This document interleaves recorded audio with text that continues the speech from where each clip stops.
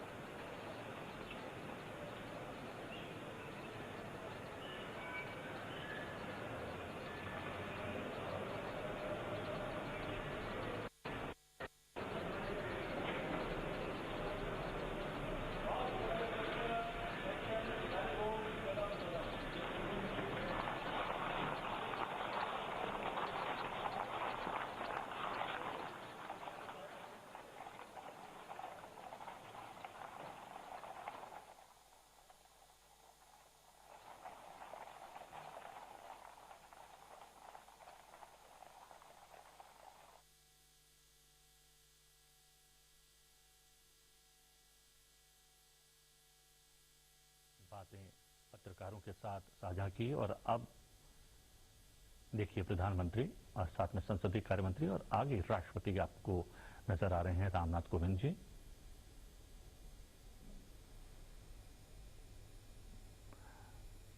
भारत की मजबूत लोकतांत्रिक प्रक्रिया की सुनहरी तस्वीरें आप देख सकते हैं लोकसभा टीवी पर।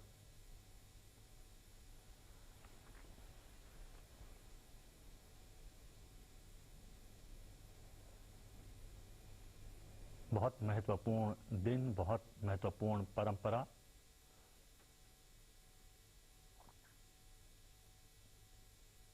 और बहुत ही शुभ अवसर।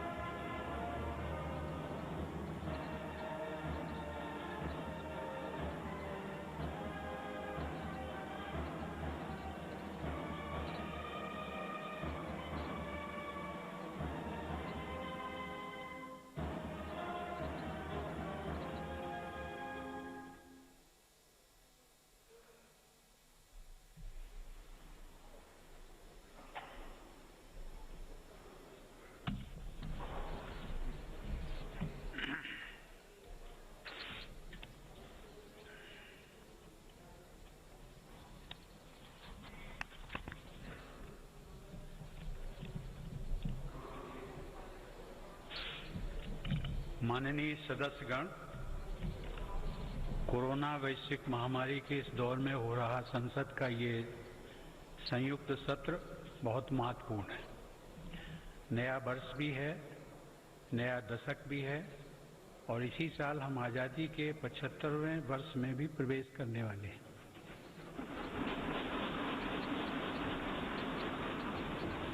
आज संसद के आप सभी सदस्य हर भारतवासी के इस संदेश और इस विश्वास के साथ यहाँ उपस्थित हैं कि चुनौती कितनी ही बड़ी क्यों न हो, ना हम रुकेंगे और ना भारत रुकेगा।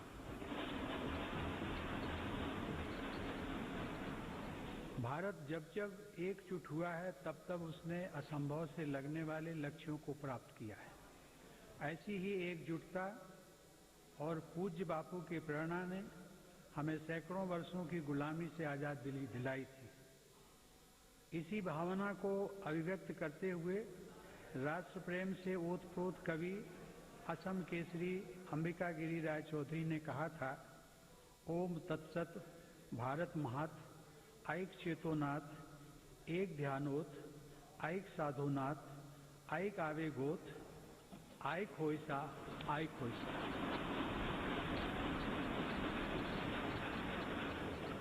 अर्थात भारत की महानता परम सत्य है।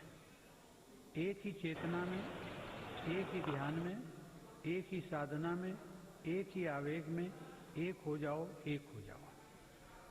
आज हम भारतीयों की यही एकजुटता, यही साधना देश को अनेक आपदाओं से बाहर निकालकर लाई है। एक तरफ कोरोना जैसी वैश्विक महामारी, दूसरी तरफ अनेक राज्यों में बाढ़, कभी अनेक राज्यों में भूकंप, तो कभी बड़े बड़े साइक्लोन, टिड्डी दल के हमले से लेकर बर्ड फ्लू तक किया है। इसी काल में सीमा पर भी अप्रत्याशित तनाव बढ़ा। इतनी आपदाओं से, इतने मोर्चों पर देश एक साथ लड़ा और हर कसौटी पर खरा उतरा। इस दौरान हम सब देशवासियों के अप्रतिम साहस, संयम, अनुशासन और सेवा भाव के भी साक्षी बने हैं। महामारी के खिलाफ इस लड़ाई में हमने अनेक देशवासियों को असमय खोया भी है।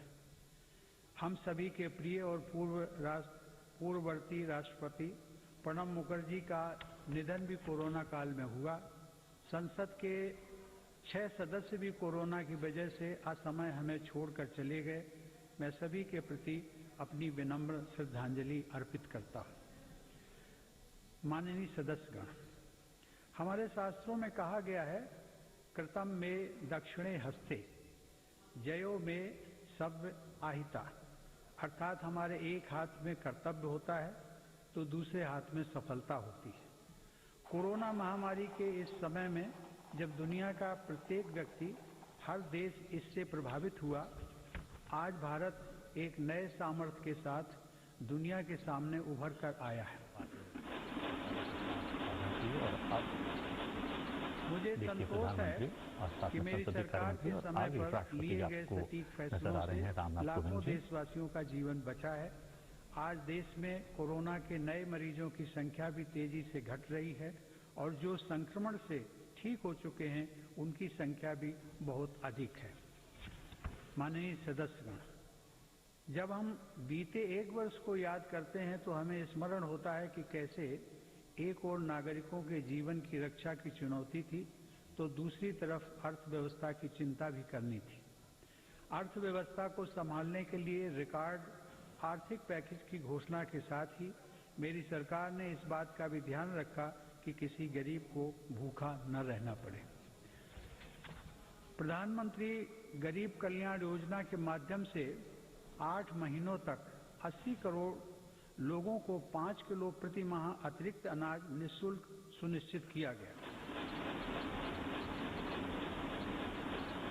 सरकार ने प्रवासी श्रमिकों, कामगारों और अपने घर से दूर रहने वाले लोगों की भी चिंता की। One nation, one ration card की सुविधा देने के साथ ही सरकार ने उन्हें निःशुल्क अनाज मुहैया कराया और उनके लिए श्रमिक स्पेशल ट्रेनें चलवाई। महामारी के कारण शहरों से वापस आए प्रवासियों को उनके ही गांवों में काम देने के लिए मेरी सरकार ने 6 राज्यों में गरीब कल्याण रोजगार अभियान भी चलाया। इस अभियान की वजह से 50 करोड़ मैन डेज के बराबर रोजगार पैदा हुआ। सरकार ने रेहड़ी पटरी वालों और ठेला लगाने वाले भाई बहनों के लिए विशेष स्वनिधि योजना भी शुरू की। इसके साथ ही करीब 31,000 करोड़ रुपए गरीब महिलाओं के जन धन खातों में सीधे ट्रांसफर भी किए गए। इस दौरान देश भर में उज्ज्वला योजना की लाभार्थी गरीब महिलाओं को 14 करोड़ से अधिक मुफ्त गैस सिलेंडर भी मिले। अपने सभी निर्णयों में मेरी सरकार ने संघीय ढांचे की सामूहिक शक्ति का अद्वितीय उदाहरण भी प्रस्तुत किया है।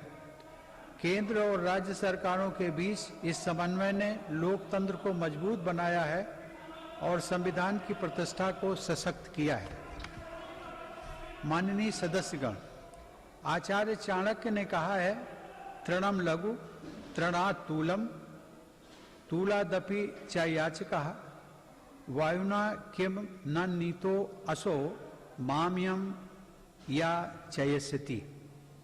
अर्थात याचना करने वाले को घास के तिनके और रुई से भी हल्का माना गया है। रुई और तिनके को उड़ा ले जाने वाली हवा भी याचक को इसलिए अपने साथ उड़ाकर नहीं ले जाती कि कहीं वह हवा से भी कुछ मांग न ले। इस प्रकार हर कोई याचक से बचता है। इसका अभिप्राय यह है कि यदि अपने महत्व को बढ़ाना है तो दूसरों पर निर्भरता को कम करते हुए आत्मनिर्भर बनना होगा।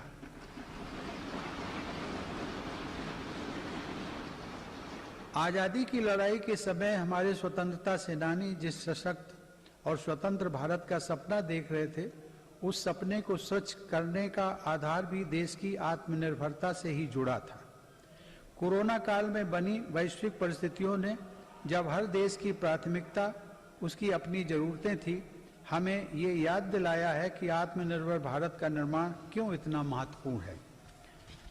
इस दौरान भारत ने बहुत ही कम समय में 2200 से अधिक प्रयोगशालाओं का नेटवर्क बनाकर हजारों वेंटिलेटर्स का निर्माण करके पीपीई किट से लेकर टेस्ट किट बनाने तक में आत्मनिर्भरता हासिल करके अपनी वैज्ञानिक क्षमता, अपनी तकनीकी दक्षता और अपने मजबूत स्टार्टअप इकोसिस्टम का भी परिचय दिया है। हमारे लिए यह और भी गर्व की बात है कि आज भारत दुनिया का सबसे बड़ा टीकाकरण अभियान चला रहा है। इस प्रोग्राम की दोनों वैक्सीन भारत में ही निर्मित हैं। संकट के इस समय में भारत ने मानवता के प्रति अपने दायित्व का निर्वहन करते हुए अनेक देशों को कोरोना वैक्सीन की लाखों खुराक उपलब्ध कराई है। भारत के इस कार्य की विश्व भर में हो रही प्रशंसा हमारी हजारों वर्ष पुरानी संस्कृति, सर्वे संतु निरामया की भावना के साथ जग कल्याण की हमारी प्रार्थना हमारे प्रयासों को और ऊर्जा दे रही है। माननीय सदस्यगण, मेरी सरकार द्वारा स्वास्थ्य के क्षेत्र में पिछले 6 वर्षों में जो कार्य किए गए हैं, उनका बहुत बड़ा लाभ हमने इस कोरोना संकट के दौरान देखा है। इन वर्षों में इलाज से जुड़ी व्यवस्थाओं को आधुनिक बनाने के साथ ही बीमारी से बचाव पर भी उतना ही बल दिया गया है। राष्ट्रीय पोषण अभियान, फिट इंडिया अभियान, खेलो इंडिया अभियान, ऐसे अनेक कार्यक्रमों से स्वास्थ्य को लेकर देश में नई सतर्कता आई है। आयुर्वेद और योग को बढ़ावा देने के मेरी सरकार के प्रयासों का लाभ भी हमें देखने को मिला है। मेरी सरकार के प्रयासों से आज देश की स्वास्थ्य सेवाएं गरीबों को आसानी से उपलब्ध हो रही हैं तथा बीमारियों पर होने वाला उनका खर्च कम हो रहा है। आयुष्मान भारत प्रधानमंत्री जन आरोग्य योजना के तहत देश में 1.5 करोड़ गरीबों को 5 लाख रुपए तक का मुफ्त इलाज मिला है। इससे इन गरीबों को 30,000 करोड़ रुपए से ज्यादा खर्च होने से बचे हैं। आज देश के 24,000 से ज्यादा अस्पतालों में से किसी में भी आयुष्मान योजना का लाभ लिया जा सकता है। इसी तरह प्रधानमंत्री भारतीय जन औषधि योजना के तहत देश भर में बने 7,000 केंद्रों से गरीबों को बहुत सस्ती दर पर दवाइयां मिल रही हैं। इन केंद्रों में रोजाना लाखों मरीज दवाई खरीद रहे हैं। कीमत कम होने की वजह से मरीजों को सालाना लगभग 3,600 करोड़ रुपए की बचत हो रही है। माननीय सदस्यगण, देश में स्वास्थ्य सेवाओं के विस्तार के लिए मेडिकल शिक्षा का विस्तार भी अत्यंत आवश्यक है। साल 2014 में देश में सिर्फ 387 मेडिकल कॉलेज थे, लेकिन आज देश में 562 मेडिकल कॉलेज हैं। बीते 6 वर्षों में अंडर ग्रेजुएट और पोस्ट ग्रेजुएट चिकित्सा शिक्षा में 50,000 से ज्यादा सीटों की वृद्धि हुई है। प्रधानमंत्री स्वास्थ्य सुरक्षा योजना के तहत सरकार ने 22 नए एम्स को भी मंजूरी दी है।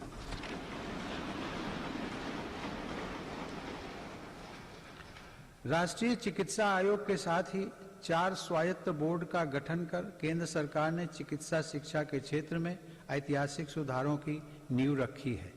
इन्हीं सुधारों के क्रम में दशकों पुरानी मेडिकल काउंसिल ऑफ इंडिया के स्थान पर नेशनल मेडिकल कमीशन की स्थापना की गई है।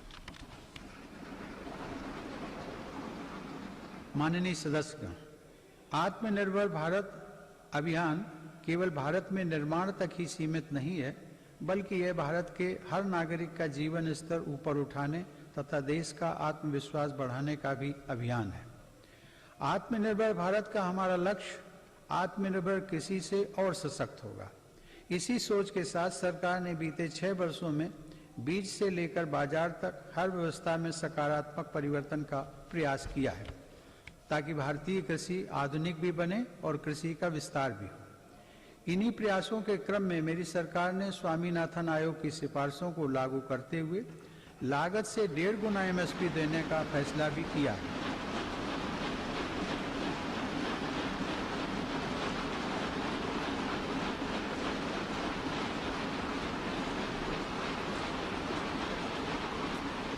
मेरी सरकार आज न सिर्फ एमएसपी पर रिकॉर्ड मात्रा में खरीद कर रही है, बल्कि खरीद केंद्रों की संख्या को भी बढ़ा रही है। आज कृषि के लिए उपलब्ध सिंचाई के साधनों में भी व्यापक सुधार आ रहा है। पर ड्रॉप मोर क्रॉप के मंत्र पर चलते हुए सरकार पुरानी सिंचाई परियोजनाओं को पूरा करने के साथ ही सिंचाई के आधुनिक तरीके भी किसानों तक पहुंचा रही है। 2013-14 में जहां 42 लाख हेक्टेयर जमीन में ही माइक्रो इरिगेशन की सुविधा थी, वहीं आज 56 लाख हेक्टेयर से ज्यादा अतिरिक्त जमीन को माइक्रो इरिगेशन से जोड़ा जा चुका है। मुझे खुशी है कि सरकार के इन प्रयासों को हमारे किसान अपने परिश्रम से और आगे बढ़ा रहे हैं। आज देश में खाद्यान्न उपलब्धता रिकॉर्ड स्तर पर है। वर्ष 2008-9 में जहां देश में 234 मिलियन टन खाद्यान्न की पैदावार हुई थी, वहीं साल 2019-20 में देश की पैदावार बढ़कर 296 मिलियन टन तक पहुंच गई है। इसी अवधि में सब्जी और फलों का उत्पादन भी 215 मिलियन टन से बढ़कर अब 320 मिलियन टन तक पहुंच गया है। मैं इसके लिए देश के किसानों का अभिनंदन करता हूं। माननीय सदस्यगण, समय की मांग है कि कृषि क्षेत्र में हमारे जो छोटे और सीमांत किसान हैं, जिनके पास सिर्फ 1 या 2 हेक्टेयर जमीन होती है, उन पर विशेष ध्यान दिया जाए। देश के सभी किसानों में से 80% से ज्यादा ये छोटे किसान ही हैं और इनकी संख्या 10 करोड़ से ज्यादा है। मेरी सरकार की प्राथमिकताओं में ये छोटे और सीमांत किसान भी हैं। ऐसे किसानों के छोटे छोटे खर्च में सहयोग करने के लिए पीएम किसान सम्मान निधि के जरिए उनके खातों में लगभग 1,13,000 करोड़ से अधिक रुपए सीधे ट्रांसफर किए जा चुके हैं। प्रधानमंत्री फसल बीमा योजना का लाभ भी देश के छोटे किसानों को हुआ है। इस योजना के तहत पिछले 5 वर्षों में किसानों को 17,000 करोड़ रुपए प्रीमियम के एवज में लगभग 90,000 करोड़ रुपए की राशि मुआवजे के तौर पर मिली है। देश के छोटे किसानों को साथ जोड़कर 10,000 किसान उत्पादक संगठनों यानी फार्मर प्रोड्यूसर ऑर्गेनाइजेशंस को स्थापित करने का अभियान एक ऐसा ही प्रभावशाली कदम है। इससे इन छोटे किसानों को समृद्ध किसानों की तरह बेहतर तकनीक, ज्यादा ऋण, पोस्ट हार्वेस्टिंग प्रोसेसिंग एवं मार्केटिंग की सुविधाएं और प्राकृतिक आपदा के समय सुरक्षा मिलनी सुनिश्चित हुई है। इससे किसानों को अपनी फसल की ज्यादा कीमत और ज्यादा बचत का विकल्प भी मिला है। माननीय सदस्यगण, व्यापक विमर्श के बाद संसद ने 7 महीने पूर्व 3 महत्वपूर्ण कृषि सुधार, कृषक उपज व्यापार और कृषक संवर्धन और सरलीकरण विधेयक, कृषि सशक्तिकरण और संरक्षण, कीमत आश्वासन और कृषि सेवा करार विधेयक और आवश्यक वस्तु संशोधन विधेयक पारित किए हैं।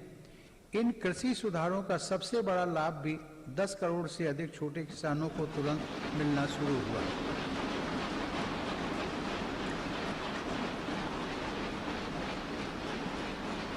छोटे किसानों को होने वाले इन लाभों को समझते हुए ही अनेक राजनीतिक दलों ने समय समय पर इन सुधारों को अपना भरपूर समर्थन दिया था।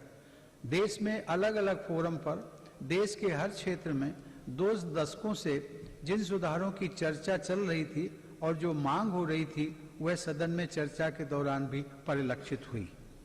वर्तमान में इन कानूनों का अमलीकरण देश की सर्वोच्च अदालत ने स्थगित किया हुआ है।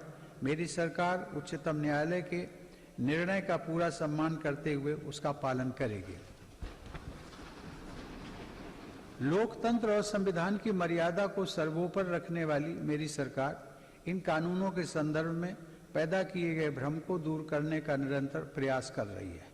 मेरी सरकार ने लोकतंत्र में अभिव्यक्ति की आज़ादी और शांतिपूर्ण आंदोलनों का हमेशा सम्मान किया है, लेकिन पिछले दिनों हुआ तिरंगे और गणतंत्र दिवस जैसे पवित्र दिन का अपमान बहुत दुर्भाग्यपूर्ण है। जो संविधान हमें अभिव्यक्ति की आज़ादी का अधिकार देता है, वही संविधान हमें सिखाता है कि कानून और नियम का भी उतनी ही गंभीरता से पालन करना चाहिए।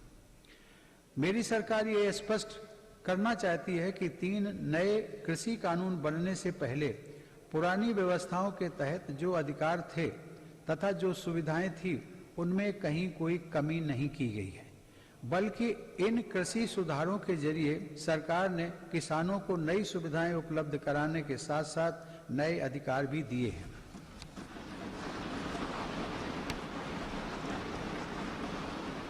माननीय सदस्यगण, कृषि को और लाभकारी बनाने के लिए मेरी सरकार आधुनिक कृषि इंफ्रास्ट्रक्चर पर भी विशेष ध्यान दे रही है। इसके लिए 1 लाख करोड़ रुपए के एग्रीकल्चर इंफ्रास्ट्रक्चर फंड की शुरुआत की गई है। देश भर में शुरू की गई किसान रेल भारत के किसानों को नया बाजार उपलब्ध कराने में नया अध्याय लिख रही है। यह किसान रेल एक तरह से चलता फिरता कोल्ड स्टोरेज है। अब तक 100 से ज्यादा किसान रेलें चलाई जा चुकी हैं, जिनके माध्यम से 38,000 टन से ज्यादा अनाज और फल सब्जियां एक क्षेत्र से दूसरे क्षेत्र तक किसानों द्वारा भेजी गई हैं। माननीय सदस्यगण, किसानों की आय बढ़ाने के लिए मेरी सरकार ने पशुधन को आय के स्रोत के रूप में स्थापित करने पर भी विशेष जोर दिया है। इसी का परिणाम है कि देश का पशुधन पिछले 5 वर्षों में सालाना 8.2% की दर से बढ़ रहा है। सरकार ने डेयरी क्षेत्र में बुनियादी ढांचे की स्थापना और निवेश को प्रोत्साहित करने के लिए 15,000 करोड़ रुपए के पशुपालन अवसंरचना विकास कोष की स्थापना भी की है। मेरी सरकार ने पशुपालन और मत्स्य पालन को भी कृषि क्षेत्र की तरह ही किसान क्रेडिट कार्ड की सुविधा दी है। देश में प्रधानमंत्री मत्स्य संपदा योजना के माध्यम से मछुआरों की आय को बढ़ाने के लिए भी काम हो रहा है। इस क्षेत्र में अगले 5 सालों में लगभग 20,000 करोड़ रुपए का निवेश करने की योजना है। किसानों की आमदनी बढ़ाने के लिए मेरी सरकार अन्नदाता को ऊर्जादाता बनाने का भी अभियान चला रही है। प्रधानमंत्री कुसुम योजना के तहत किसानों को 20 लाख सोलर पंप दिए जा रहे हैं। सरकार द्वारा गन्ने के सीरे, मक्का, धान इत्यादि से एथेनॉल के उत्पादन को भी बढ़ावा दिया जा रहा है। पिछले 6 वर्षों में सरकार की सकारात्मक नीतियों के कारण एथेनॉल का उत्पादन 38 करोड़ लीटर से बढ़कर 190 करोड़ लीटर हुआ है। यह उत्पादन इस वर्ष बढ़कर 320 करोड़ लीटर तक हो जाएगा, ऐसी उम्मीद है। एथेनॉल देश के किसानों की आय बढ़ाने का एक बड़ा जरिया बनकर उभर रहा है। माननीय सदस्यगण, पूज्य बापू आत्मनिर्भर आदर्श गांव के निर्माण की इच्छा रखते थे। इसी विचार को लेकर चल रही मेरी सरकार आज गांव के बहुआयामी विकास के लिए लगातार काम कर रही है। गांव के लोगों का जीवन स्तर सुधरे, यह मेरी सरकार की प्राथमिकता है। इसका उत्तम उदाहरण 2014 से गरीब ग्रामीण परिवारों के लिए बनाए गए 2 करोड़ घर हैं। वर्ष 2022 तक हर गरीब को पक्की छत देने के लिए प्रधानमंत्री आवास योजना की गति भी तेज की गई है। मेरी सरकार द्वारा शुरू की गई स्वामित्व योजना से अब ग्रामीणों को उनकी संपत्ति पर कानूनी हक मिल रहा है। स्वामित्व के इस अधिकार से अब गांव में भी संपत्तियों पर बैंक लोन लेना, हाउस लोन लेना आसान बनेगा और ग्रामीण क्षेत्रों में आर्थिक गतिविधियां तेज होंगी। इस योजना का भी विशेष लाभ गांव के छोटे उद्यमियों और कुटीर उद्योगों से जुड़े लोगों तथा छोटे किसानों को होगा। माननीय सदस्यगण, बाबा साहेब आम्बेडकर संविधान के मुख्य शिल्पी होने के साथ साथ हमारे देश में वाटर पॉलिसी को दिशा दिखाने वाले भी थे।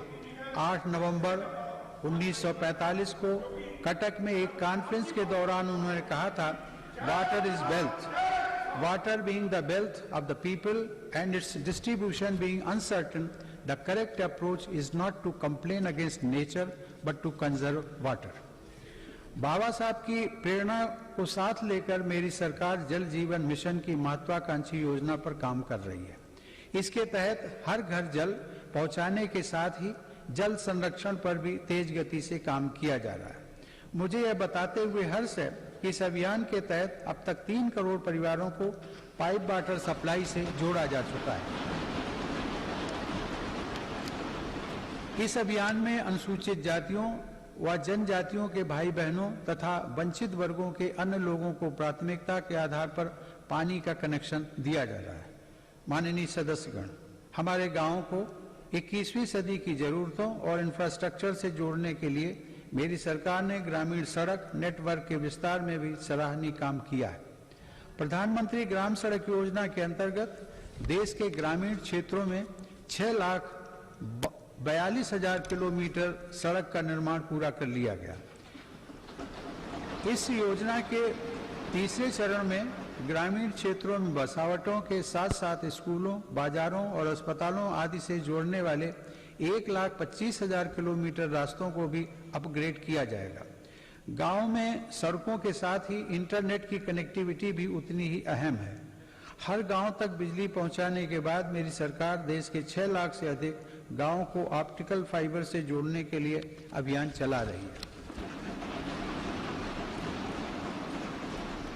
माननीय सदस्यगण, हमारी अर्थव्यवस्था की आधारभूत ताकत हमारे गांव और छोटे शहरों में फैले हमारे लघु उद्योग, हमारे कुटीर उद्योग MSMEs हैं।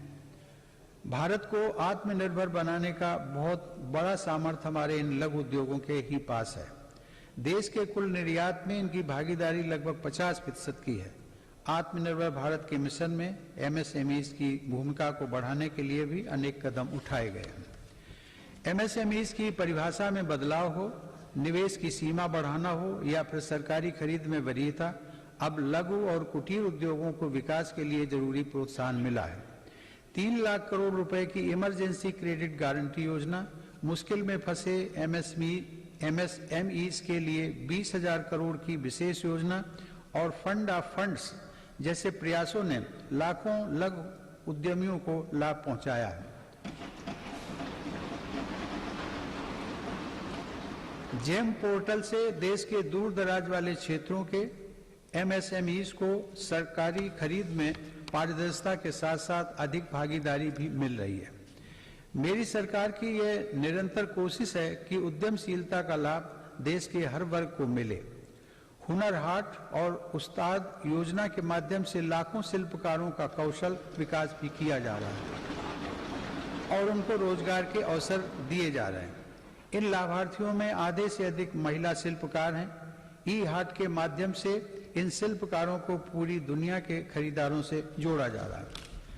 आत्मनिर्भर भारत में महिला उद्यमियों की विशेष भूमिका है। मेरी सरकार ने महिलाओं को स्वरोजगार के नए अवसर देने के लिए कई कदम उठाए हैं।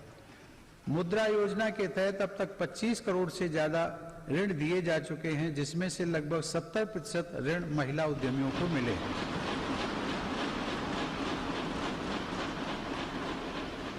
दीनदयाल अंत्योदय योजना राष्ट्रीय ग्रामीण आजीविका मिशन के अंतर्गत देश में आज 7 करोड़ से अधिक महिला उद्यमी करीब 66 लाख स्वयं सहायता समूहों से जुड़ी हुई हैं। बैंकों के माध्यम से इन महिला समूहों को पिछले 6 वर्षों में 3,40,000 करोड़ रुपए का ऋण दिया गया।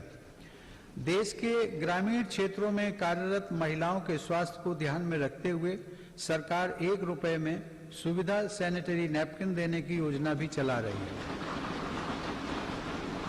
सरकार गर्भवती महिलाओं के मुफ्त चेकअप की मुहिम एवं राष्ट्रीय पोषण अभियान चलाकर उन्हें आर्थिक मदद देकर गर्भवती माताओं एवं शिशुओं के स्वास्थ्य की रक्षा के लिए निरंतर प्रयत्नशील है।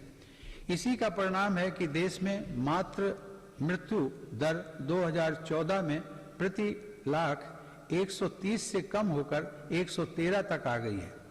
5 वर्ष से कम आयु के बच्चों की मृत्यु दर भी पहली बार घटकर 36 तक आ गई है, जो वैश्विक दर 39 से कम है।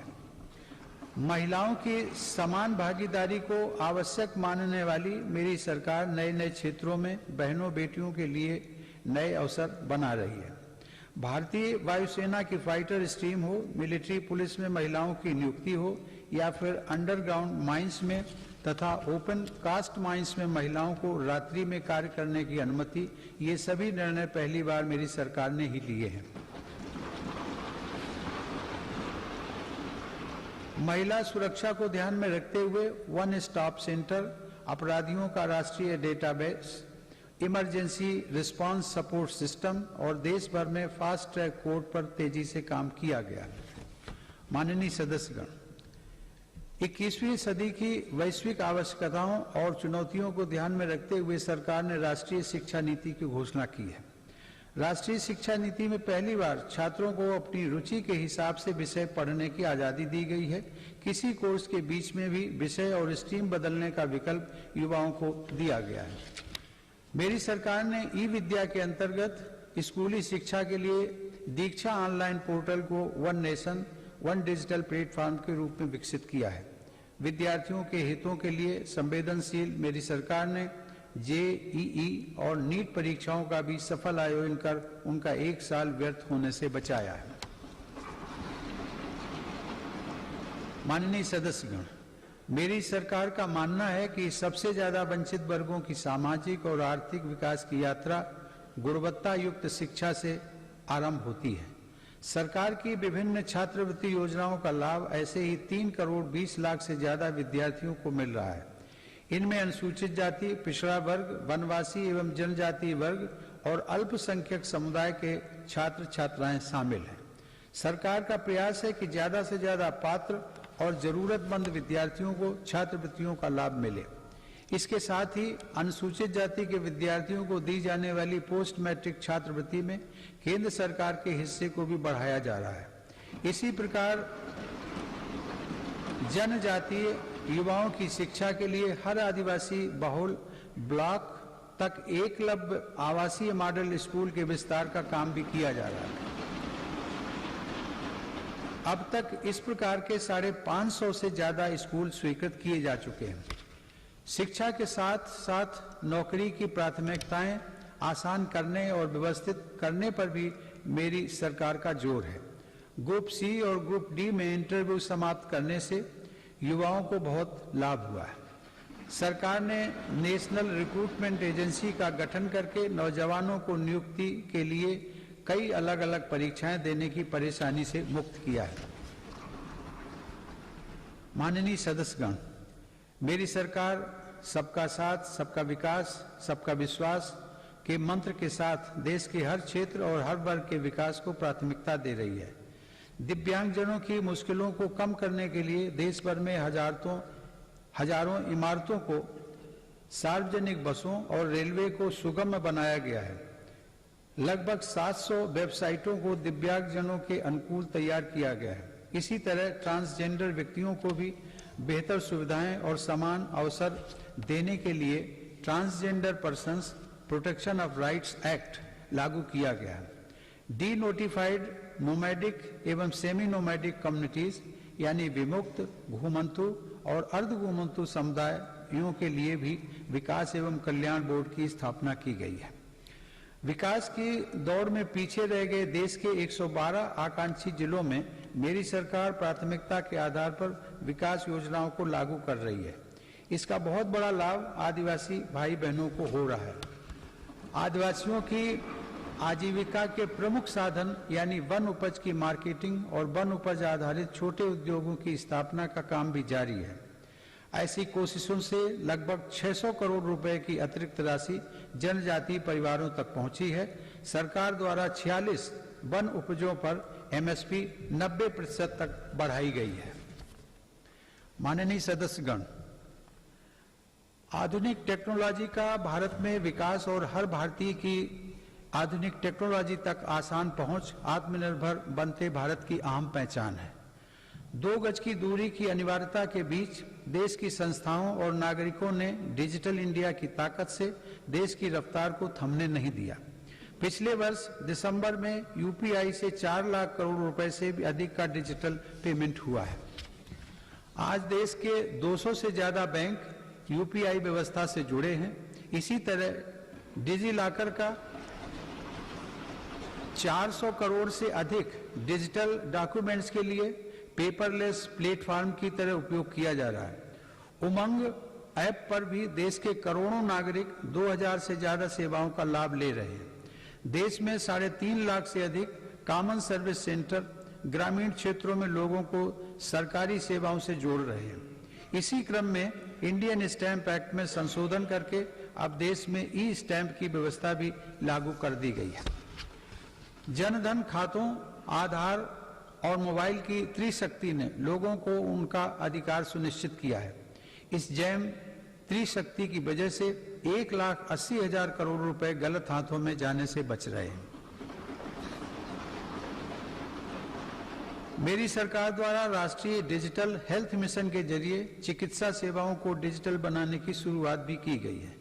इसके माध्यम से आने वाले समय में देश के नागरिक डिजिटल अपॉइंटमेंट, डिजिटल रिपोर्ट के साथ साथ डिजिटल हेल्थ रिकॉर्ड जैसी सुविधाओं का लाभ भी उठा सकेंगे।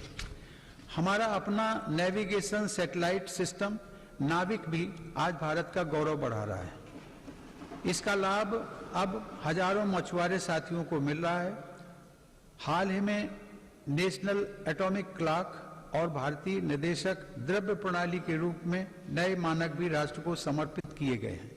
इन स्वदेशी समाधानों से भारत के प्रोडक्ट्स को अंतर्राष्ट्रीय मानकों के अनुरूप बनाने में मदद मिलेगी।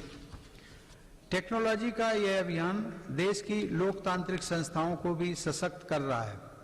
इस दिशा में राष्ट्रीय ई विधान ऐप के जरिए देश की सभी विधानसभाओं, विधान परिषदों और संसद के दोनों सदनों का डिजिटलीकरण किया जा रहा है।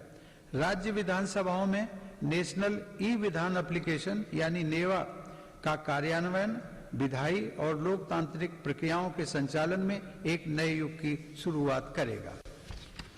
माननीय सदस्यगण, हमारी संसद लोकतंत्र में देशवासियों की बढ़ती हुई भागीदारी और नए भारत की आकांक्षाओं की पूर्ति का एक महत्वपूर्ण माध्यम है।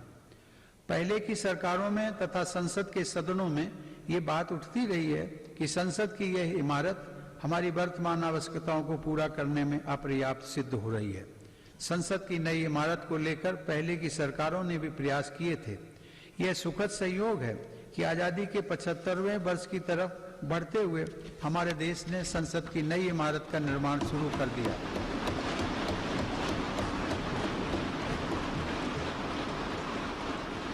नए संसद भवन के बनने से अपने संसदीय दायित्वों को निभाने में हर सदस्य को अधिक सुविधा मिलेगी।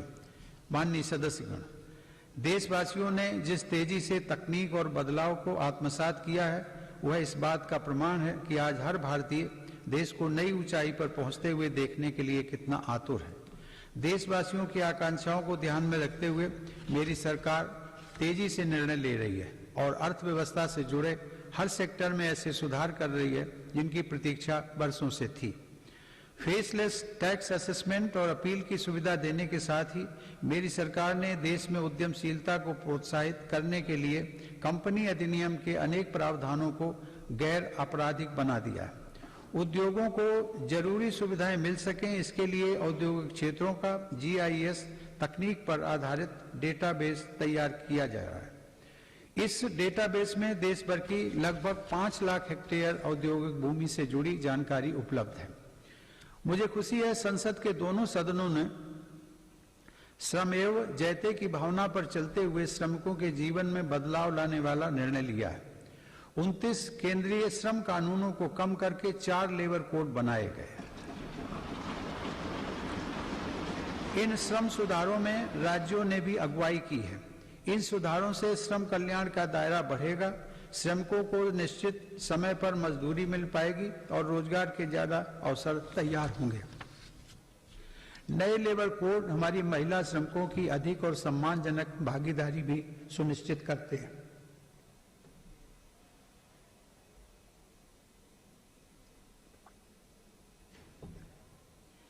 उद्योगों के लिए श्रम के साथ साथ आसान पूंजी भी बहुत आवश्यक है। इसके लिए देश के बैंकिंग सिस्टम को सशक्त किया जा रहा है। देश में बड़े और शक्तिशाली बैंकों के निर्माण के लिए छोटे बैंकों का आपस में विलय भी इसी दिशा में उठाया गया कदम है।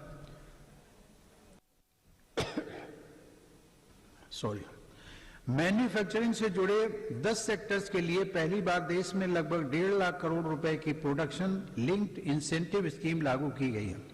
इसका लाभ इलेक्ट्रॉनिक्स सहित अनेक दूसरे सामान की मैन्युफैक्चरिंग में दिखने भी लगा है।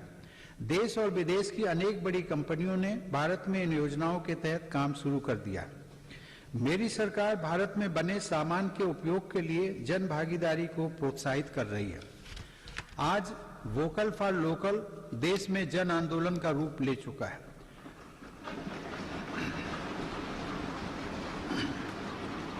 भारत में बने सामान के प्रति भावनात्मक लगाव के साथ ही गुणवत्ता में भी श्रेष्ठ हों, इस दिशा में काम किया जा रहा है। देश में ईज ऑफ डूइंग बिजनेस में सुधार के लिए भी निरंतर कदम उठाए जा रहे हैं। इसके लिए राज्यों के बीच स्वस्थ प्रतिस्पर्धा को प्रोत्साहित किया जा रहा है। यह बड़े हर्ष की बात है कि रैंकिंग में सुधार की गंभीरता को राज्य भी समझ रहे हैं और इसमें बढ़-चढ़ कर हिस्सा ले रहे हैं। कोरोना के इस काल में प्रत्येक भारतीय का जीवन बचाने के प्रयासों के बीच अर्थव्यवस्था को जो हानि हुई थी उससे भी अब देश उबरने लगा है। यह आज अनेक इंडिकेटर्स के माध्यम से स्पष्ट हो रहा है। इस मुश्किल समय में भी भारत दुनिया के निवेशकों के लिए आकर्षक स्थान बनकर उभरा है। अप्रैल से अगस्त 2020 के बीच लगभग 36 अरब डॉलर का रिकॉर्ड प्रत्यक्ष विदेशी निवेश भारत में हुआ है।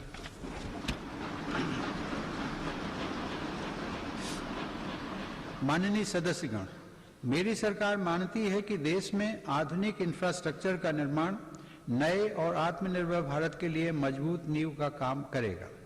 कोरोना काल में भी इंफ्रास्ट्रक्चर के अनेक बड़े प्रोजेक्ट्स पर तेजी से काम करना होना और उनको पूरा करना हमारी प्रतिबद्धता को दर्शाता है। चेन्नई से पोर्ट ब्लेयर तक सबमरीन ऑप्टिकल फाइबर केबल हो, अटल टनल हो या फिर 4 धाम सड़क परियोजना, हमारा देश विकास के कार्यों को आगे बढ़ाता रहा। कुछ दिन पहले ही पूर्वी और पश्चिमी डेडिकेटेड फ्रेट कॉरिडोर के सेक्शंस देश को समर्पित किए गए। ये फ्रेट कॉरिडोर पूर्वी भारत में औद्योगिकरण को प्रोत्साहन देने के साथ ही रेल यात्रा में होने वाली अनावश्यक देरी को भी कम करेंगे। देश के इंफ्रास्ट्रक्चर को आधुनिक रूप देने के लिए मेरी सरकार 110 लाख करोड़ रुपए से अधिक की नेशनल इंफ्रास्ट्रक्चर पाइपलाइन पर भी काम कर रही है। साथ ही भारतमाला परियोजना के पहले चरण में 6 नए एक्सप्रेसवे और 18 नए एक्सेस कंट्रोल्ड कॉरिडोर्स का निर्माण चल रहा है।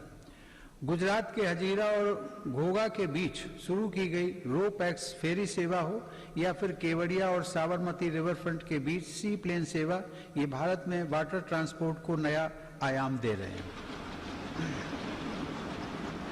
दुनिया की सबसे ऊंची सरदार पटेल की प्रतिमा का गौरव अपने साथ रखने वाले केवड़िया से अब देश के अनेक शहरों से सीधे ट्रेनें भी चलने लगी हैं। माननीय सदस्यगण, देश को गैस बेस्ड इकोनॉमी बनाने के लिए गैस कनेक्टिविटी पर भी तेज गति से काम किया जा रहा है। कुछ दिनों पहले ही कोच्चि मंगलौर गैस पाइपलाइन का लोकार्पण किया गया है। डोभी दुर्गापुर गैस पाइपलाइन का निर्माण ऊर्जा गंगा का प्रवाह बढ़ा रहा है। यह पाइपलाइन पश्चिम बंगाल तक जाएगी और पूर्वी भारत के विभिन्न उद्योगों, विशेषकर खाद कारखानों को गैस उपलब्ध कराएगी। इसी तरह तमिलनाडु के खाद कारखाने और अन्य औद्योगिक इकाइयों को गैस पाइपलाइन से जोड़ने के लिए तूतीकोरन रामनाथपुरम गैस पाइपलाइन पर तीव्र गति से कार्य चल रहा है। माननीय सदस्यगण, मेरी सरकार देश में शहरीकरण के विकास को एक अवसर के रूप में देखती है। इसलिए शहरी इंफ्रास्ट्रक्चर का व्यापक निवेश किया जा रहा है। शहरों में गरीबों के लिए स्वीकृत 1 करोड़ से अधिक घरों में से करीब 40 लाख का निर्माण पूरा हो चुका है। कुछ दिन पहले देश के 6 शहरों में आधुनिक टेक्नोलॉजी आधारित घर बनाने का काम भी शुरू किया गया है। शहरों में काम करने वाले श्रमिकों को बेहतर आवास मिल सके, इसके लिए उचित किराए वाली योजना भी शुरू की गई है। शहरों में कनेक्टिविटी से जुड़ा इंफ्रास्ट्रक्चर भी सरकार की प्राथमिकता है। आज देश के 27 शहरों में मेट्रो सेवा के विस्तार के लिए काम चल रहा है। कुछ दिन पहले ही दिल्ली मेट्रो के एक रूट पर ड्राइवरलेस मेट्रो का परिचालन भी किया गया।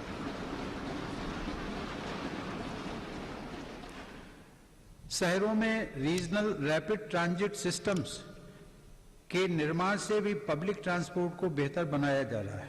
कॉमन मोबिलिटी कार्ड के देश भर में हो रहे विस्तार से देश के शहरों में यात्रा और आसान होगी। माननीय सदस्यगण, मेरी सरकार पूर्वी भारत के संपूर्ण और संतुलित विकास के लिए पूरी तरह से प्रतिबद्ध है। पूर्वोत्तर की भौगोलिक, सांस्कृतिक, भाषाई विशेषताओं और सामाजिक पहचान को सुरक्षित रखते हुए तेज विकास की नीति पर काम किया जा रहा है। ब्रह्मपुत्र नदी असम सहित उत्तर पूर्वी राज्यों की जीवन धारा है। इसी जीवन धारा को आर्थिक गतिविधियों का आधार बनाकर विभिन्न राष्ट्रीय जलमार्गों के आरंभ के लिए काम हो रहा है।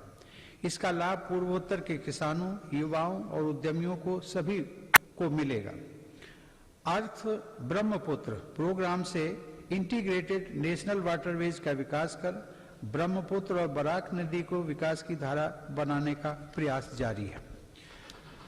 मेरी सरकार ने पूर्वोत्तर में स्थायी शांति के लिए संवेदनशीलता और सहभागिता की जिस नीति के साथ काम किया, उसका लाभ आज साफ दिख रहा है। आज पूर्वोत्तर में उग्रवाद समाप्ति की ओर है और हिंसा की घटनाओं में बड़ी कमी आई है। हिंसा के रास्ते पर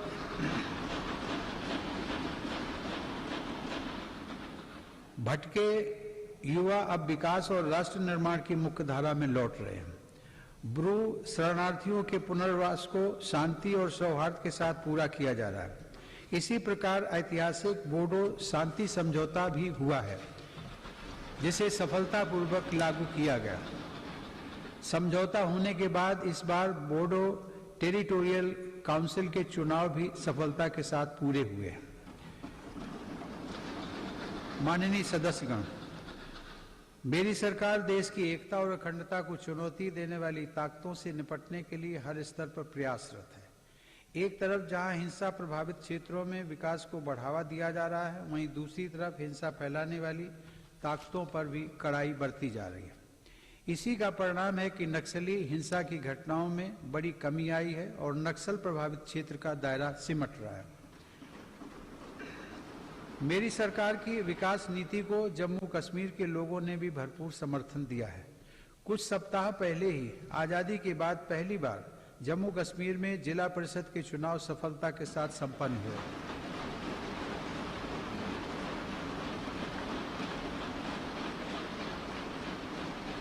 बड़ी संख्या में मतदाताओं की भागीदारी ने दर्शाया है कि जम्मू कश्मीर नए लोकतांत्रिक भविष्य की तरफ तेजी से आगे बढ़ चला है।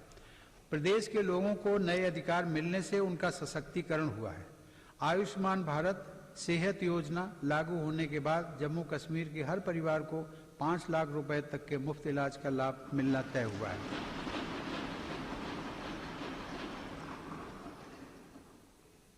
जम्मू में सेंट्रल एडमिनिस्ट्रेटिव ट्रिब्यूनल की एक बेंच भी स्थापित की गई है। केंद्र शासित प्रदेश बनने के बाद कुछ महीने पहले लद्दाख स्वायत्त पर्वतीय विकास परिषद के चुनाव की प्रक्रिया भी सफलतापूर्वक संपन्न हुई है। अब लद्दाख के लोग स्वयं अपने प्रदेश के विकास से जुड़े निर्णय और तेजी से ले रहे हैं। माननीय सदस्यगण, इस कोरोना काल में हम जब देश के भीतर आपदाओं से निपट रहे थे, तब हमारी सीमा पर भी देश के सामर्थ्य को चुनौती देने के प्रयास किए गए। LAC पर द्विपक्षीय संबंधों और समझौताओं को दरकिनार करते हुए शांति भंग करने की कोशिश की गई, लेकिन हमारे सुरक्षा बलों ने न केवल पूरी सजगता, शक्ति और हौसले के साथ इन षड्यंत्रों का मुंह तोड़ जवाब दिया, बल्कि सीमा पर यथास्थिति बदलने के सभी प्रयासों को भी नाकाम किया।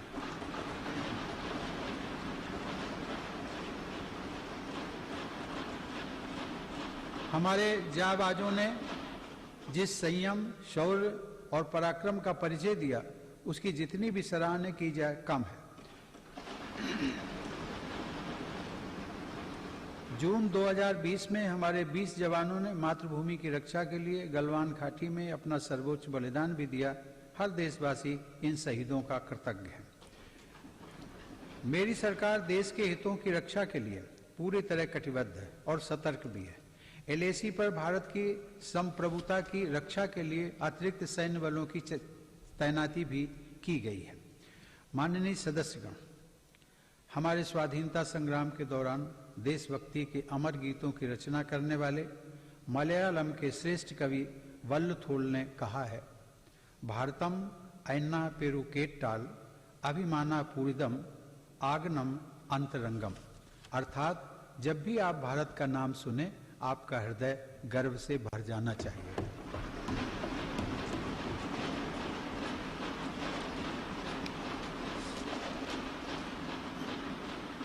मेरी सरकार भविष्य के भारत की व्यापक भूमिका को देखते हुए अपनी सैन्य तैयारियों को सशक्त करने में जुटी है। आज अनेक आधुनिक साजो सामान भारत की सैन्य क्षमता का हिस्सा बन रहे हैं। रक्षा क्षेत्र में आत्मनिर्भरता पर भी सरकार का जोर है। कुछ दिन पहले ही सरकार ने HAL को 83 स्वदेशी लड़ाकू विमान तेजस के निर्माण का ऑर्डर दिया है। इस पर 48,000 करोड़ रुपए खर्च होंगे। सरकार द्वारा मेक इन इंडिया को बढ़ावा देने के लिए रक्षा से जुड़े 100 से अधिक सामानों के आयात पर रोक लगा दी गई है।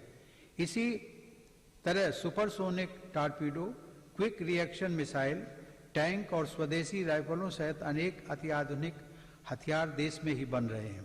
आज भारत रक्षा सामान के निर्यात के क्षेत्र में भी तेजी से अपनी हिस्सेदारी बढ़ा रहा है। माननीय सदस्यगण, Indian National Space Promotion and Authorisation Centre अर्थात इन स्पेस का गठन स्पेस सेक्टर में बड़े सुधारों को गति देगा। आज हमें गर्व है कि इसरो के वैज्ञानिक चंद्रयान 3, गगनयान और स्मॉल सैटेलाइट लॉन्च व्हीकल जैसे महत्वपूर्ण अभियानों पर काम कर रहे हैं। परमाणु ऊर्जा में भी देश तेजी से आत्मनिर्भरता की तरफ बढ़ रहा है। कुछ महीने पहले काकरापार में देश के पहले स्वदेशी प्रेशराइज्ड हैवी वाटर रिएक्टर का सफल परीक्षण किया गया।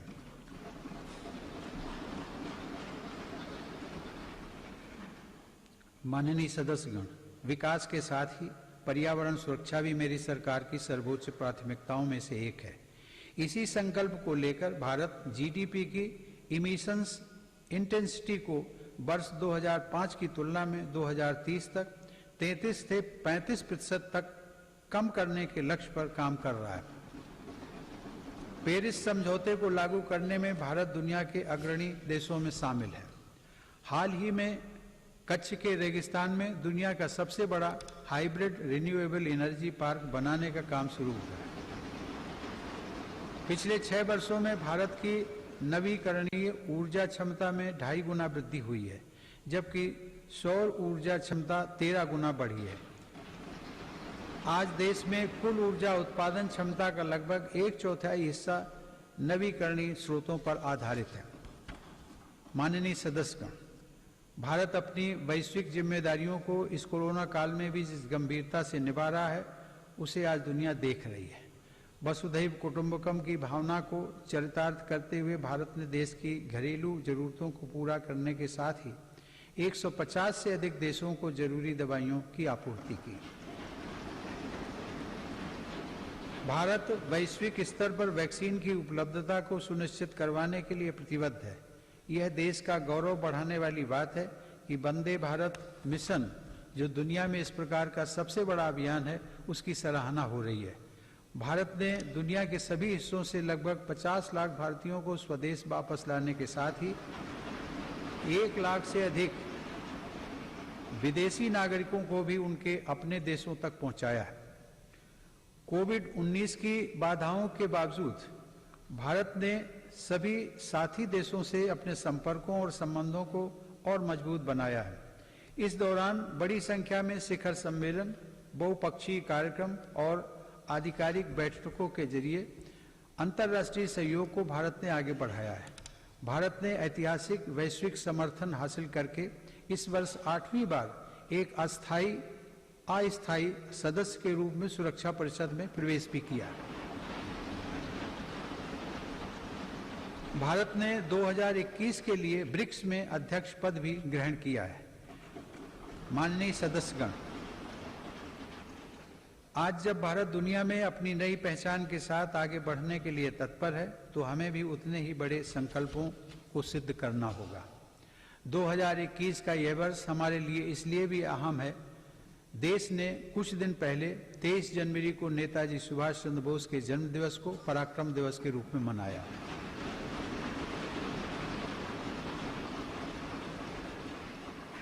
यह वर्ष नेताजी की 125वीं जन्म जयंती का वर्ष भी है। नेताजी की जयंती को बड़े पैमाने पर मनाने के लिए मेरी सरकार ने एक उच्च स्तरीय समिति का गठन किया है। हम सबके पूज्य गुरु तेग बहादुर का 400वां प्रकाश पर्व भी हम पूरी श्रद्धा के साथ मनाएंगे। इन समारोहों के साथ ही देश की स्वतंत्रता के 75वें वर्ष के उपलक्ष्य में अमृत महोत्सव का शुभारंभ भी इसी वर्ष हो जाएगा। माननीय सदस्यगण, विगत वर्ष में सामूहिकता की जिस शक्ति का हमने साक्षात्कार किया है, उसी शक्ति से हमें नए लक्ष्यों को प्राप्त करना है।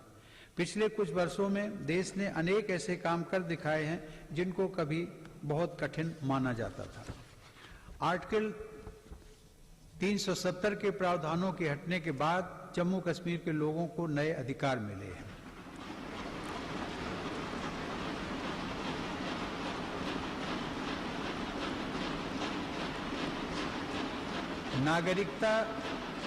नागरिकता संशोधन कानून संसद द्वारा पास किया जा चुका है। चीफ ऑफ डिफेंस स्टाफ के पद का लाभ देश को मिलना शुरू हो चुका है। सशस्त्र सेनाओं में महिलाओं की भागीदारी बढ़ रही है। उच्चतम न्यायालय के फैसले के उपरांत भव्य राम मंदिर का निर्माण शुरू हो चुका है।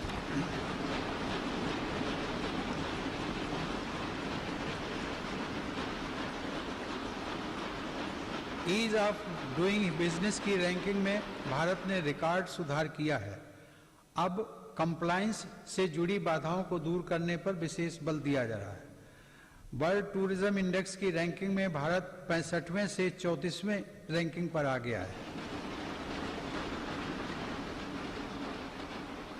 जिस डीबीटी को नजरअंदाज किया जा रहा था, उसी की मदद से पिछले 6 साल में 13 लाख करोड़ रुपए से अधिक धनराशि लाभार्थियों को ट्रांसफर की गई है। कभी हमारे यहाँ सिर्फ 2 मोबाइल फैक्ट्रियां थीं। आज भारत दुनिया का दूसरा सबसे बड़ा मोबाइल निर्माता देश है। आज मध्यम वर्ग के लाखों लोगों को real estate regulation and development act के तहत रियल एस्टेट रेगुलेटरी अथॉरिटी यानी रेरा का लाभ मिल रहा है। इस दौरान सिर्फ नए कानून ही नहीं बने, बल्कि 1500 से अधिक पुराने और अप्रासंगिक कानूनों को समाप्त किया जा चुका है। माननीय सदस्यगण, ऐसे अनेक निर्णय हैं जो लगभग हर क्षेत्र में लिए गए हैं। मेरी सरकार ने दिखाया है कि नीयत साफ हो, इरादे बुलंद हो तो बदलाव लाया जा सकता है। इन वर्षों में मेरी सरकार ने जितने लोगों के जीवन को छुआ है वह अभूतपूर्व है। हर गरीब का घर रोशन हो, इसके लिए 2.5 करोड़ से अधिक बिजली कनेक्शन निःशुल्क दिए गए। गरीब और मध्यम वर्ग का बिजली बिल कम हो, इसके लिए 36 करोड़ से ज्यादा सस्ते एलईडी बल्ब वितरित किए गए। दुर्घटना की स्थिति में गरीब परिवार को दर दर न भटकना पड़े, इसके लिए सिर्फ 1 रुपया महीना के प्रीमियम पर 21 करोड़ से अधिक गरीबों को प्रधानमंत्री सुरक्षा बीमा योजना से जोड़ा गया। गरीब की मृत्यु के बाद उसके परिवार के पास एक संबल रहे, इसलिए सिर्फ 90 पैसा प्रतिदिन के प्रीमियम पर लगभग 9.5 करोड़ लोगों को प्रधानमंत्री जीवन ज्योति बीमा योजना से जोड़ा गया है। गरीब का शिशु किसी गंभीर बीमारी से ग्रसित न हो, इसलिए मेरी सरकार ने न सिर्फ टीकों की संख्या बढ़ाई, बल्कि टीकाकरण अभियान को देश के उन आदिवासी इलाकों में भी ले गई जो अब तक अछूते थे। मिशन इंद्रधनुष के तहत 3.5 करोड़ से अधिक बच्चों का टीकाकरण किया गया। गरीब के हक का राशन कोई दूसरा ना छीन ले, इसके लिए 100% राशन कार्ड को डिजिटल किया जा चुका है। 90% राशन कार्डों को आधार से जोड़ा जा चुका है। रसोई के धुएं से गरीब बहन बेटी की सेहत ना खराब हो, इसके लिए उज्ज्वला योजना के तहत 8 करोड़ से ज्यादा मुफ्त कनेक्शन दिए गए। गरीब बहन बेटी की गरिमा बढ़े, उनकी परेशानी कम हो, इसके लिए स्वच्छ भारत मिशन के तहत 10 करोड़ से ज्यादा शौचालय बनाए गए। घर में काम करने वाले भाई बहन, गाड़ी चलाने वाले, जूता सिलने वाले, कपड़ा प्रेस करने वाले, खेतिहर मजदूर, ऐसे गरीब साथियों को भी पेंशन मिले, इसके लिए प्रधानमंत्री श्रम योगी मान धन योजना चलाई गई। गरीब को बैंकिंग व्यवस्था का लाभ मिले, इसके लिए 41 करोड़ से अधिक गरीबों के जनधन खाते खोले गए। इनमें से आधे से अधिक खाते हमारी गरीब बहनों और बेटियों के हैं। माननीय सदस्यगण, ये सिर्फ आंकड़े नहीं हैं, इनमें से हर आंकड़ा अपने आप में एक जीवन गाथा है। इस संसद के अनेक सदस्यों ने अपने जीवन का बहुत लंबा समय इन्हीं परिस्थितियों में गुजारा है। हमारे जिस कार्य से गरीब भाई बहनों की चिंता, उनका दुख और तकलीफ कम हो सके, उन्हें अधिक से अधिक मूलभूत सुविधाओं के साथ जोड़कर सशक्तिकरण और आत्मसम्मान के पथ पर आगे बढ़ाया जा सके, ऐसा प्रत्येक कार्य इस संसद में हमारी उपस्थिति को सार्थक बनाएगा। मुझे गर्व है कि मेरी सरकार पूरी निष्ठा और ईमानदार नीयत के साथ पिछले 6 वर्षों से इस दिशा में निरंतर काम कर रही है, फैसले ले रही है तथा उन्हें लागू कर रही है। माननीय सदस्यगण, वीरता, अध्यात्म और प्रतिभाओं की भूमि पश्चिम बंगाल के सपूत गुरुदेव रविंद्रनाथ टैगोर के बड़े भाई ज्योतिरिंद्रनाथ टैगोर ने देश प्रेम से भरे एक ओजस्वी गीत की रचना की थी। उन्होंने लिखा था, चौल रे सौबे भारोत संतान, मातृभूमि कोरे आवाहन, वीर ओ दौर पे पौरुष गौरबे, साध रे साध सावे देशेर कल्याण। अर्थात मातृभूमि आह्वान कर रही है कि भारत की संतानों, सभी मिलजुल कर चलते रहो, वीरता के, स्वाभिमान तथा पौरुष के गर्व के साथ तुम सभी देश के कल्याण की निरंतर कामना करते रहो। आइए हम सब मिलकर आगे बढ़ें, सभी देशवासी मिलकर आगे बढ़ें, अपना कर्तव्य निभाएं और राष्ट्र निर्माण में अपना योगदान दें। आइए भारत को आत्मनिर्भर बनाएं।